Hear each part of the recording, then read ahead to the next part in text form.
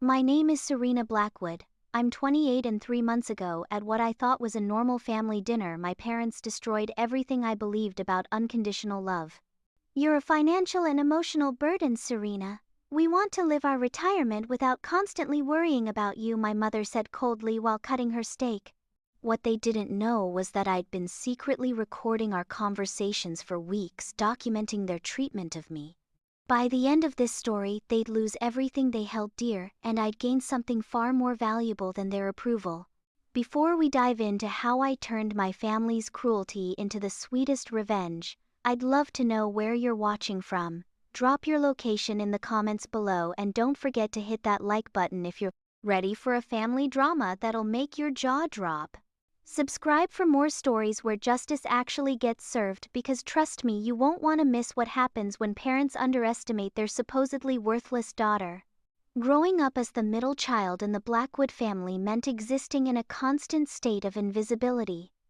My older brother Marcus was the golden boy, Harvard MBA, six-figure salary, married to a doctor. My younger sister Tiffany was the baby princess who could do no wrong, currently pursuing her master's degree on our parents' dime. Then there was me, Serena, the disappointing daughter, who chose art school over business, who struggled with anxiety, who never quite measured up to their impossibly high standards. For years I'd convinced myself that their constant criticism came from a place of love. When they refused to attend my gallery openings, I told myself they were just busy. When they forgot my birthday 3 years running, I made excuses about their hectic schedules. When they openly favored my siblings during family gatherings, I blamed myself for not being successful enough, not being interesting enough, not being enough. The real wake-up call came 6 months ago when I lost my job at the marketing firm. I'd been working there for 3 years, steadily climbing the ladder, finally feeling like I was becoming someone my parents could be proud of. But budget cuts hit, and despite my solid performance reviews, I was among the first to go. Devastated and facing mounting bills, I did what any struggling adult child might do. I asked my parents for temporary help. "Absolutely not," my father had said, without even looking up from his newspaper. "You're 28 years old, Serena. We're not enabling your poor life choices anymore." My mother nodded in agreement. "We've already sacrificed enough for you kids. Marcus never needed help after college, and Tiffany has never been a burden. It's time you learned to stand on your own 2 feet. The word burden hit me like a physical blow. I'd heard it before in their conversations about me, but never so directly. That night, lying in my studio apartment with past due notices scattered across my coffee table, something inside me shifted. I started paying closer attention to how they spoke about me when they thought I wasn't listening. That's when I began recording our interactions. It started innocuously enough. I'd use my phone's voice memo app during family calls, telling myself I just wanted to remember important details. But as the weeks passed, I began to uncover a pattern of emotional manipulation and favoritism that was far worse than I'd ever imagined. During one particularly painful recording, I captured my mother talking to my aunt about my struggles. "Honestly, Sarah, I don't know where we went wrong with Serena. She's always been the problem child. Sometimes I wonder if our lives would have been easier if we'd stopped at Marcus." In another conversation, my father discussed their retirement plans with brutal honesty. "We're finally at a point where we can enjoy our golden years without constantly worrying about which of our children will need bailing out next. Well, Marcus and Tiffany are settled, so really it's just Serena we need to cut loose." Each recording was another nail in the coffin of my illusions about family loyalty. But the most devastating revelation came when I overheard them talking about their will. They'd already divided their substantial estate between Marcus and Tiffany, with a token $5,000 left for me. Enough for a fresh start somewhere far away, as my mother put it. The cruelest part wasn't even the money. It was discovering that they'd been actively undermining me for years. When I'd applied for jobs in my early 20s, my father had actually called one of his business contacts who worked at a company I was interviewing with, suggesting I wasn't reliable enough for a serious position. When I'd been seeing a therapist to work through my anxiety issues, my mother had made snide comments to extended family about my mental instability, painting me as dramatic and attention-seeking.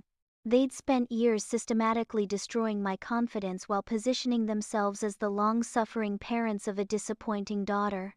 Every family gathering became an exercise in public humiliation where my accomplishments were dismissed and my struggles were highlighted as evidence of my fundamental inadequacy.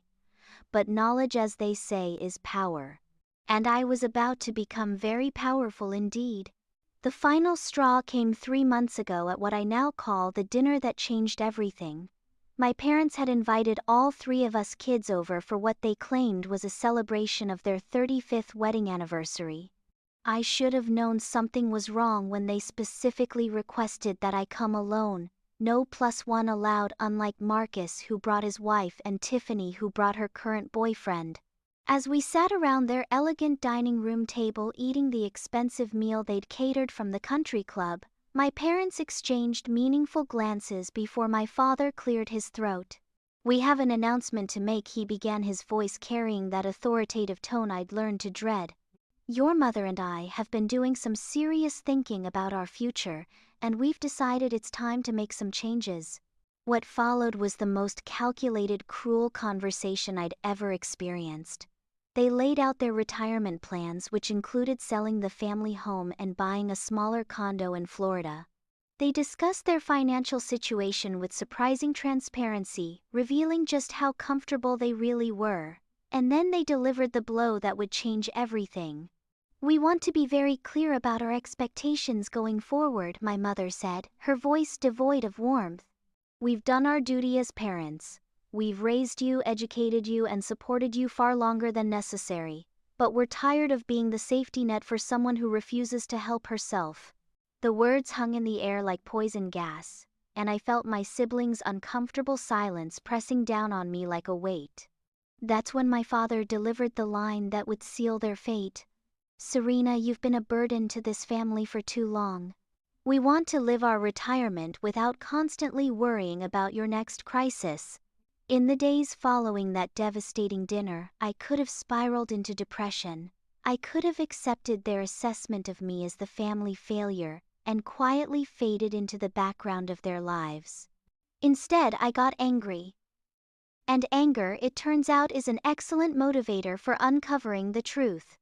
Armed with months of recorded conversations and a newfound determination to understand exactly how deep their manipulation ran, I began what I now think of as my investigation phase.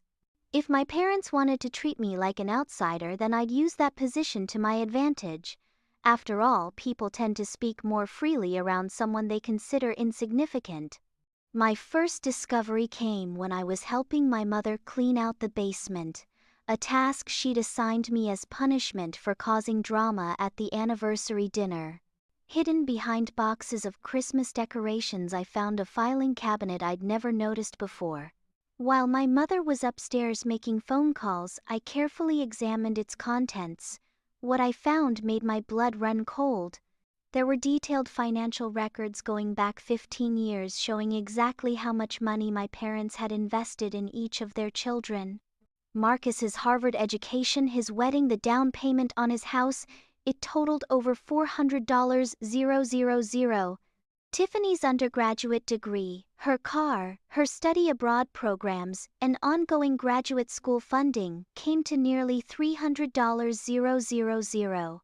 And me, my art school tuition, which I'd partially paid for with student loans and part-time jobs, had cost them $80,000 total. But the real revelation was in a folder labeled Investment Returns.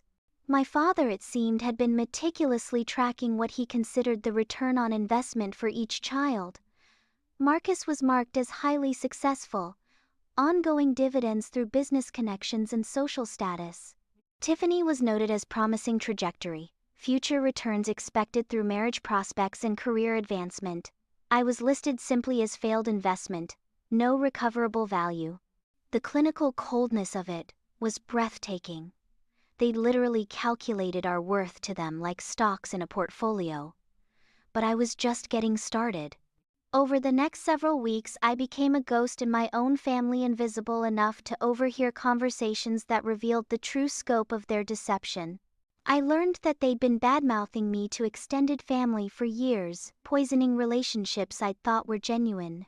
My grandmother, who'd seemed distant lately, had apparently been told that I was unstable and manipulative. My cousins had been warned that I was jealous of their success and couldn't be trusted. The most painful discovery came when I found old emails between my parents and Marcus from several years ago. During a period when I'd been struggling with severe anxiety and had asked for emotional support, they'd been complaining to my brother about having to coddle me. "She's exhausting," my mother had written. "Always needing reassurance, always creating problems. Sometimes I think she enjoys being the victim.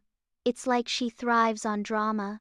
Marcus had responded with what I now recognized as the family party line. "Maybe if you stopped enabling her, she'd learn to handle things on her own." Some people need to hit rock bottom before they get their act together.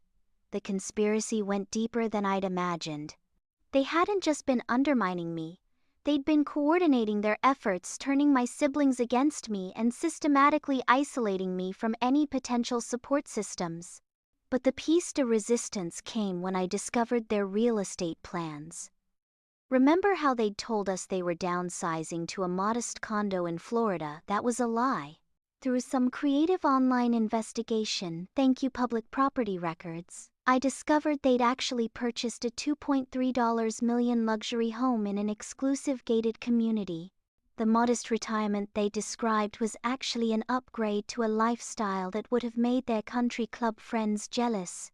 Moreover, I found evidence that they'd been planning this move for over 2 years, carefully liquidating investments and preparing for what they called their freedom from family obligations. In their private communications, they'd discussed their excitement about starting fresh somewhere that none of their children could drop in unexpectedly or create embarrassing scenes. The betrayal was complete and systematic.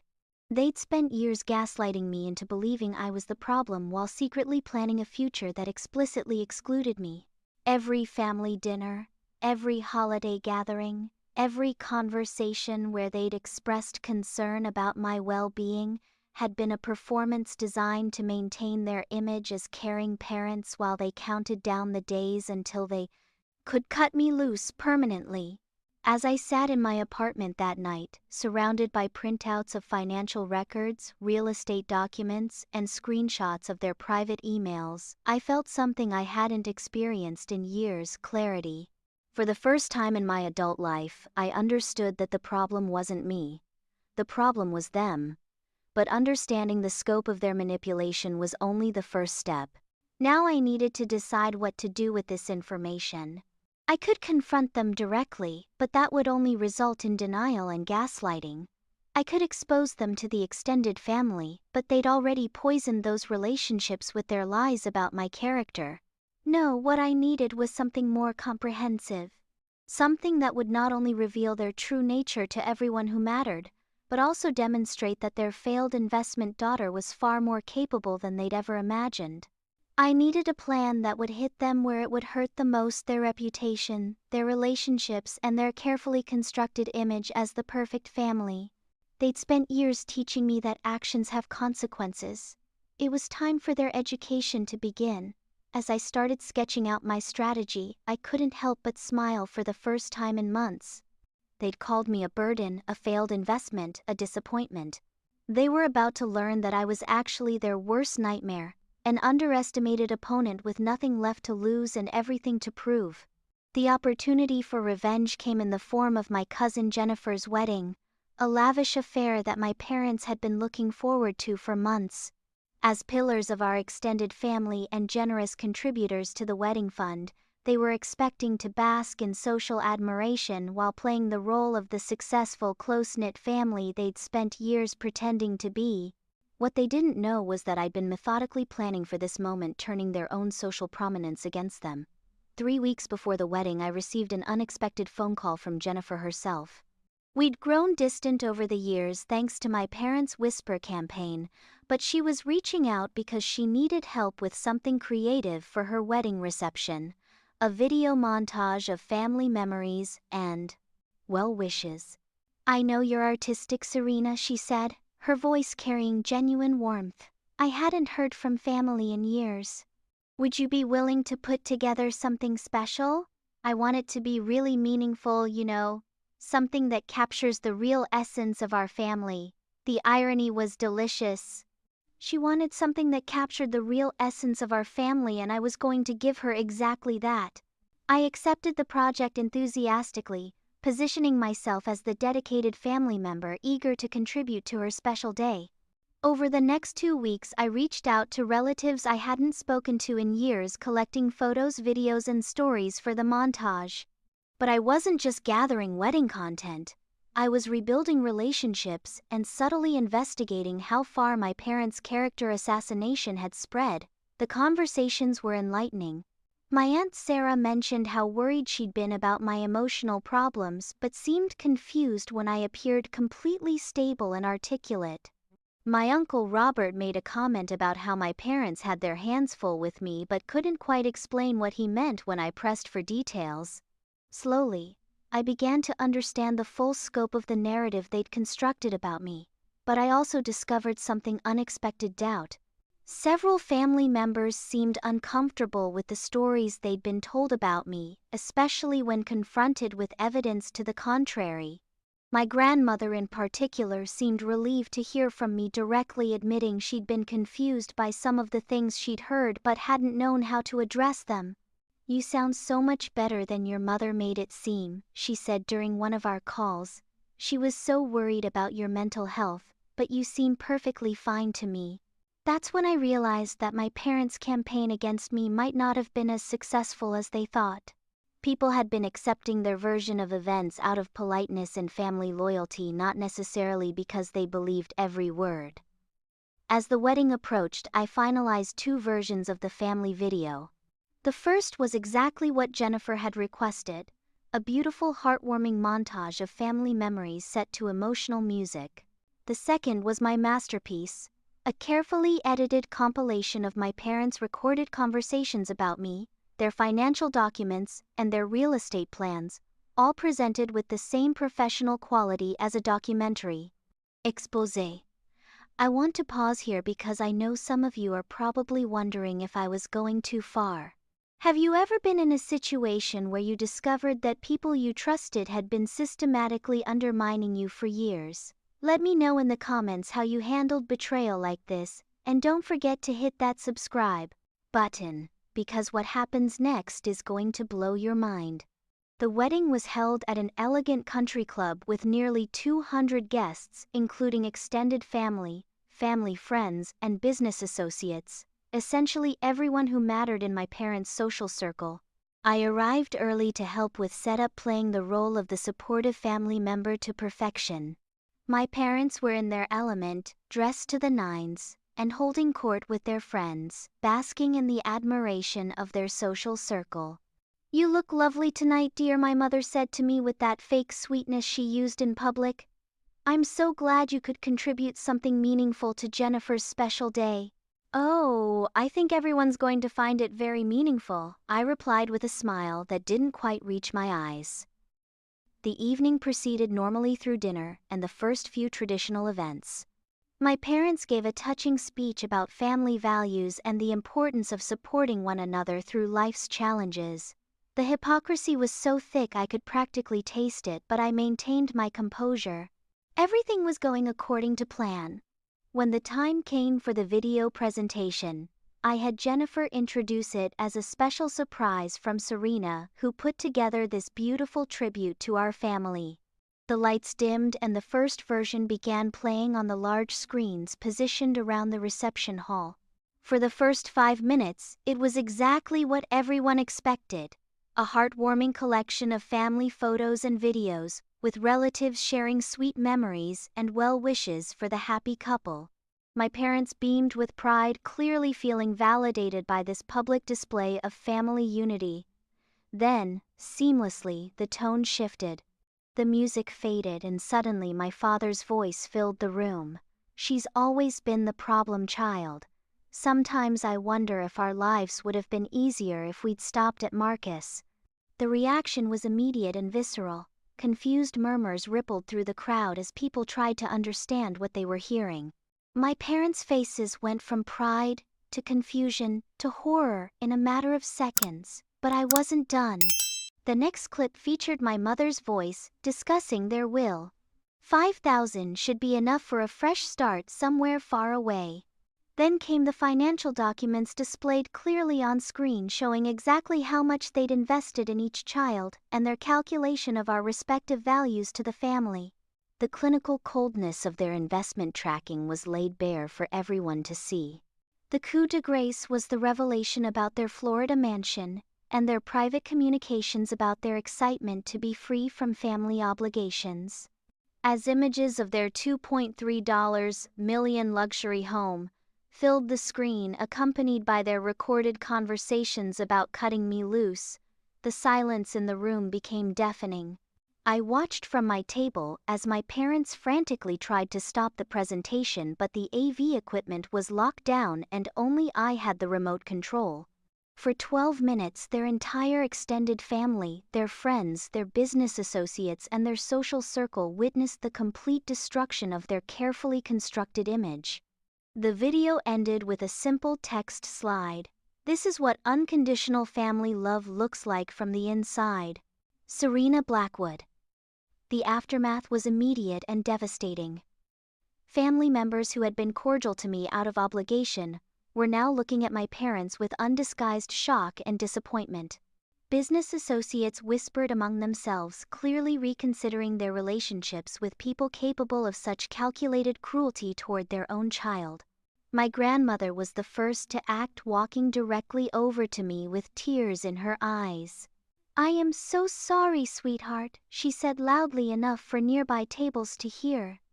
"I had no idea how they were really treating you."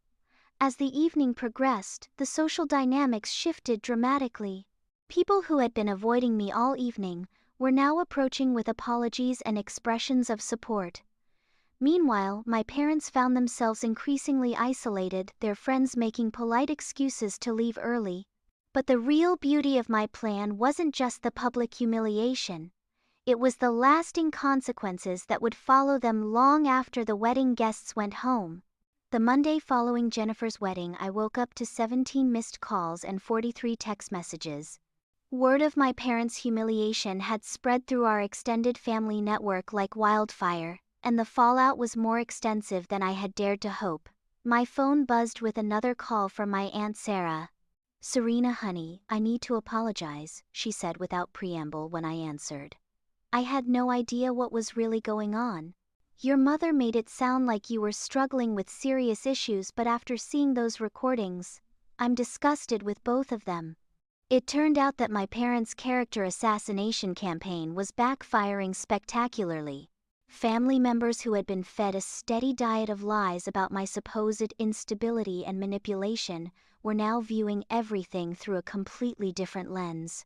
Stories they'd been told about my dramatic behavior were being re-examined and reinterpreted as the desperate actions of someone being systematically gaslighted and emotionally abused. My Uncle Robert called that afternoon to inform me that my parents had been conspicuously absent from the family group chat where they usually dominated conversations. "Nobody knows what to say to them," he admitted. "How do you face people after something like that? And the worst part is, we're all wondering what else they've lied about over the years." But the social consequences were just the beginning.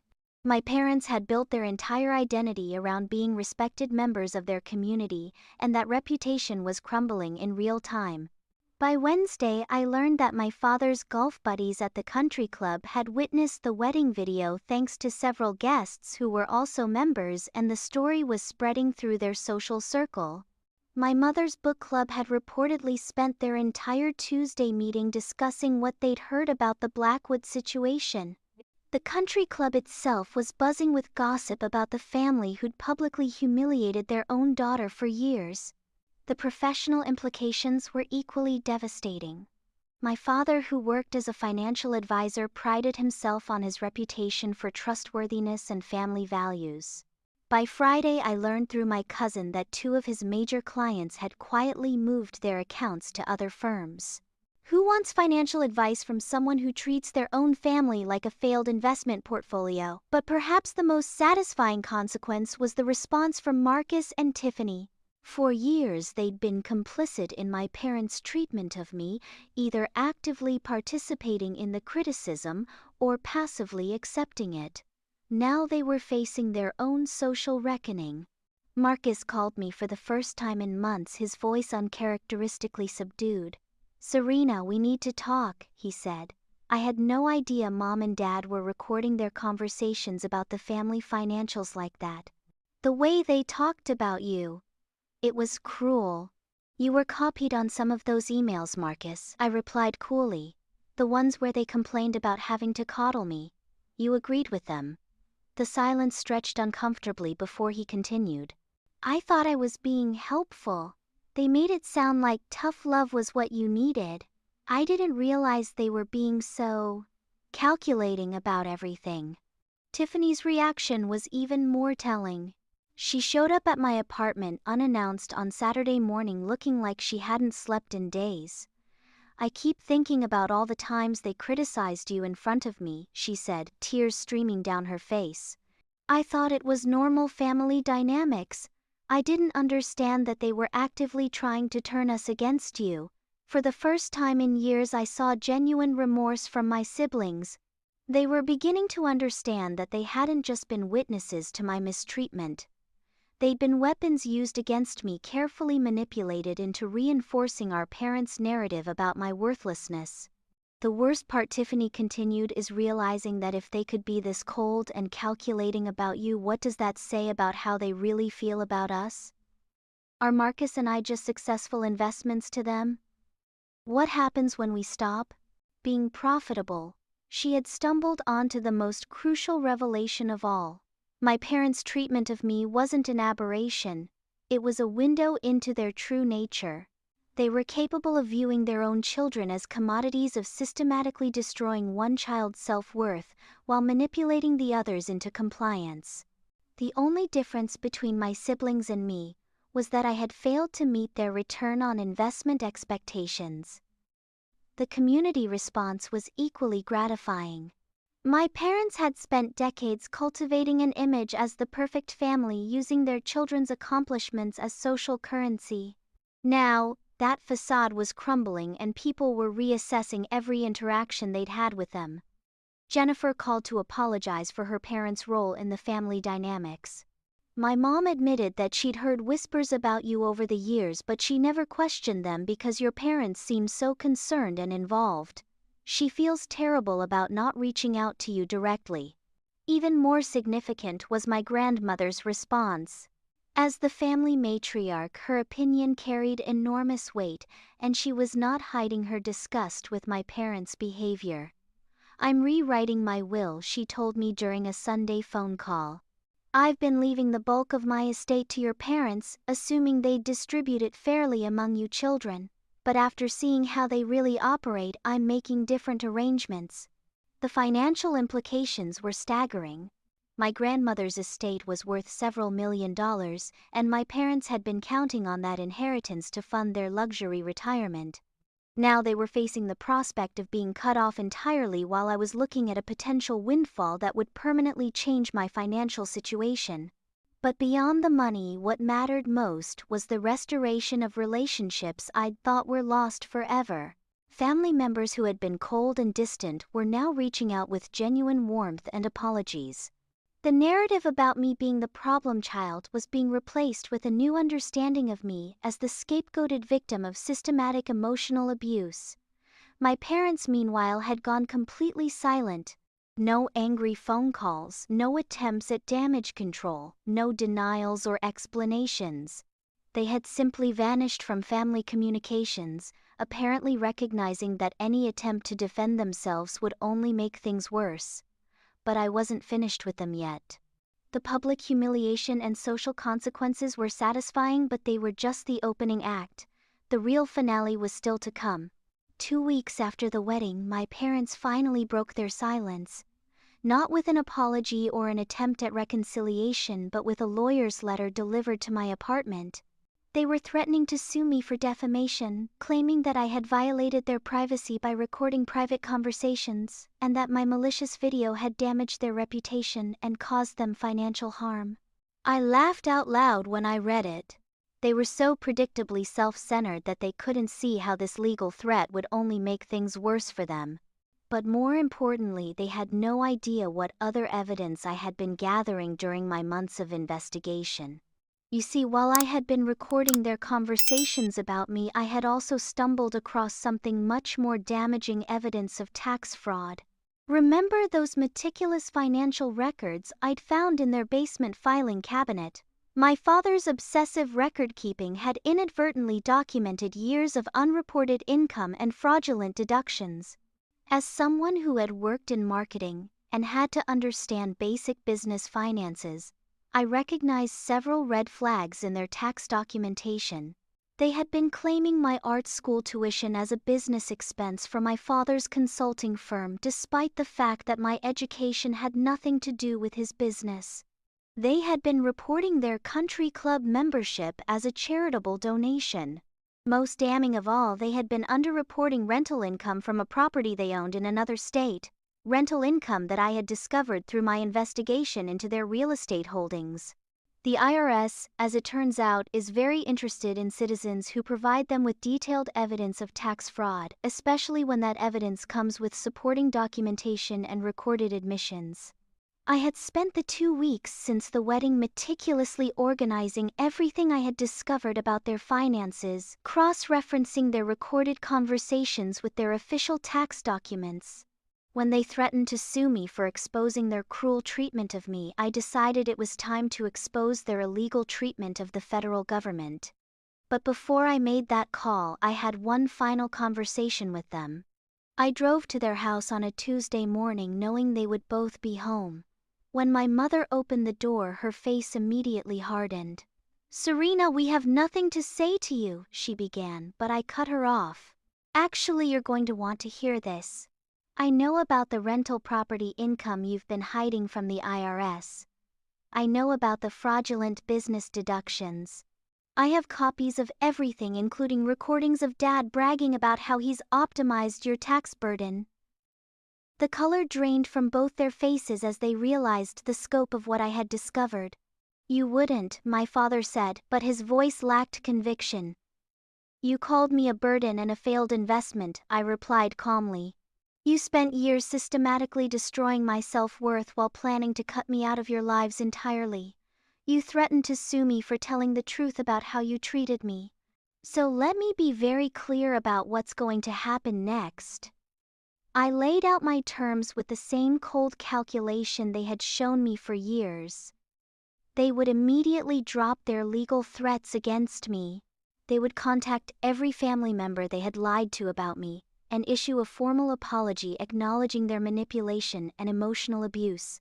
They would liquidate assets to establish a trust fund for me equal to what they had spent on Marcus and Tiffany combined, approximately $700,000. And they would attend family therapy with me to begin the process of actually addressing their behavior. If you refuse any of these terms or if you attempt to retaliate against me in any way, I will contact the IRS tomorrow morning with a comprehensive report of your tax fraud complete with supporting documentation and recorded evidence.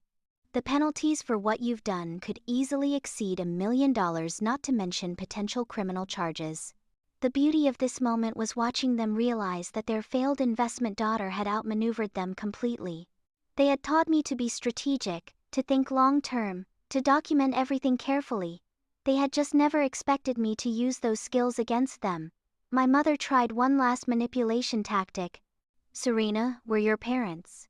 Surely we can work this out as a family without involving government agencies." "You made it very clear that you don't consider me family," I replied. "You said you wanted to live without me in your lives. Well, congratulations. You can live without me, but you'll do it on my terms, not yours." They had 72 hours to agree to my conditions. If I didn't hear from them by Friday afternoon, I would assume they were rejecting my offer, and would proceed with contacting the IRS. Friday came and went without a word from them, so on Monday morning I made the call. The IRS agent I spoke with was extremely interested in my evidence, particularly the recorded conversations where my father bragged about his creative tax strategies. Within 2 weeks, my parents received notification that they were being audited, and the investigation quickly expanded into a criminal probe. The final blow came when my grandmother followed through on her threat to rewrite her will.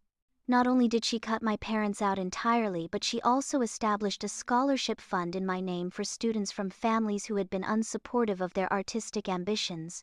By the time the dust settled, my parents had lost their social standing, their family relationships, their retirement savings, thanks to IRS penalties and legal fees, and their inheritance prospects.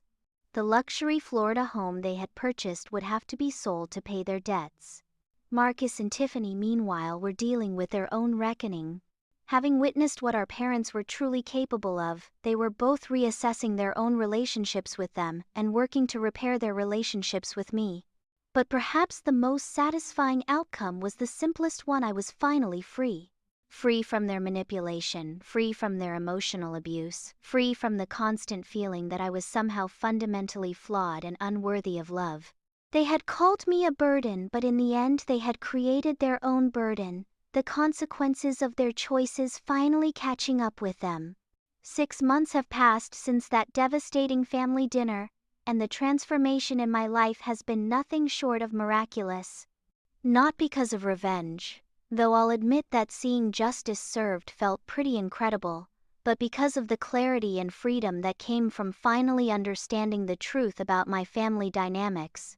The trust fund my parents were forced to establish has allowed me to pursue my art career without financial stress for the first time in my adult life.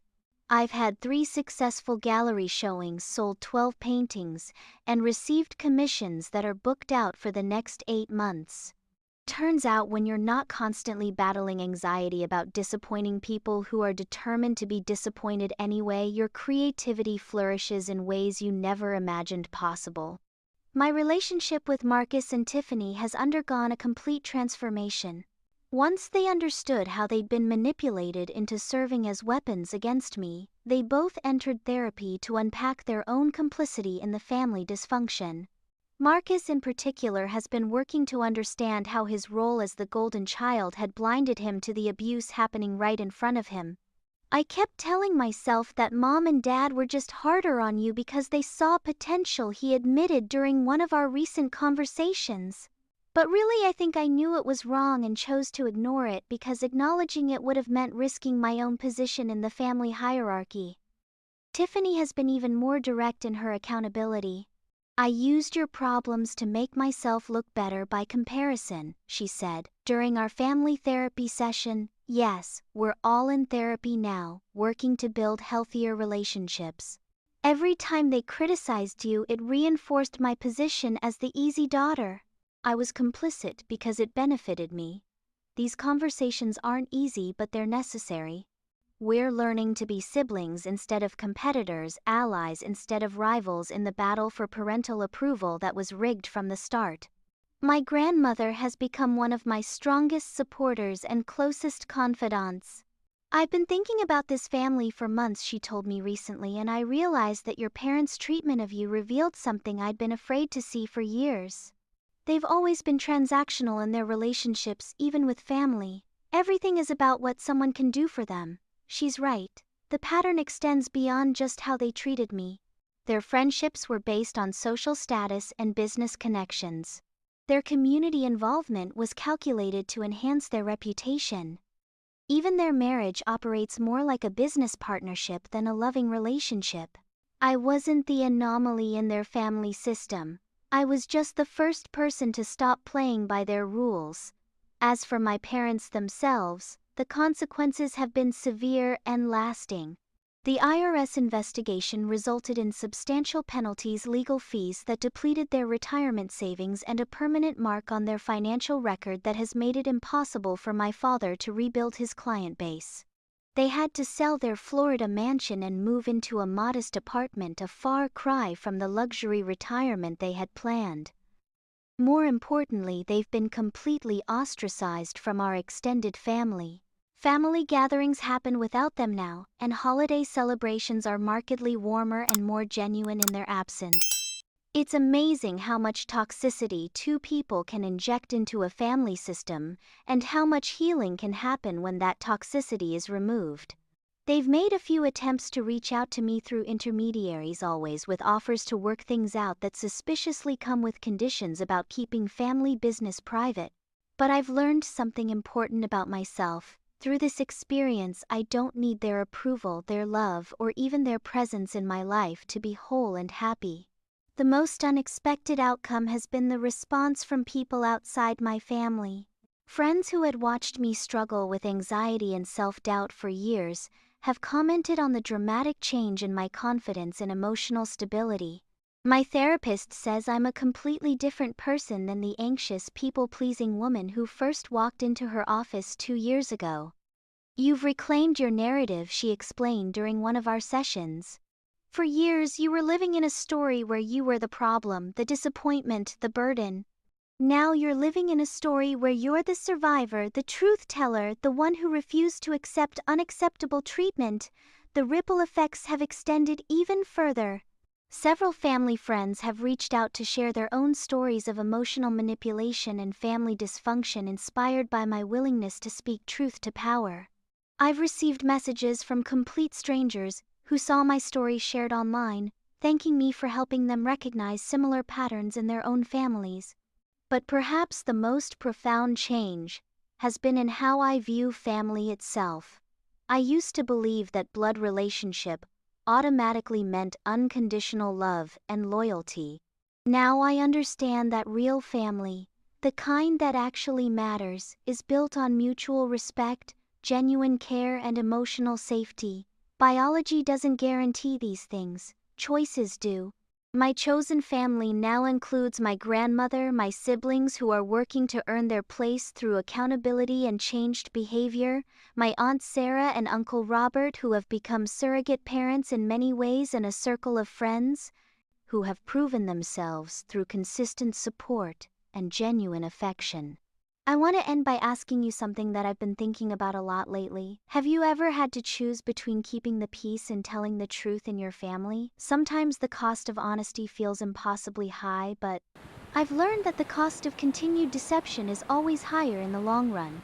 If my story resonated with you, please hit that like button and share it with someone who might need to hear that they're not crazy, they're not the problem, and they deserve better treatment than they're receiving. Subscribe for more stories about finding your strength and voice, because I've got plenty more truth to tell. And drop a comment below about your own experiences with family karma.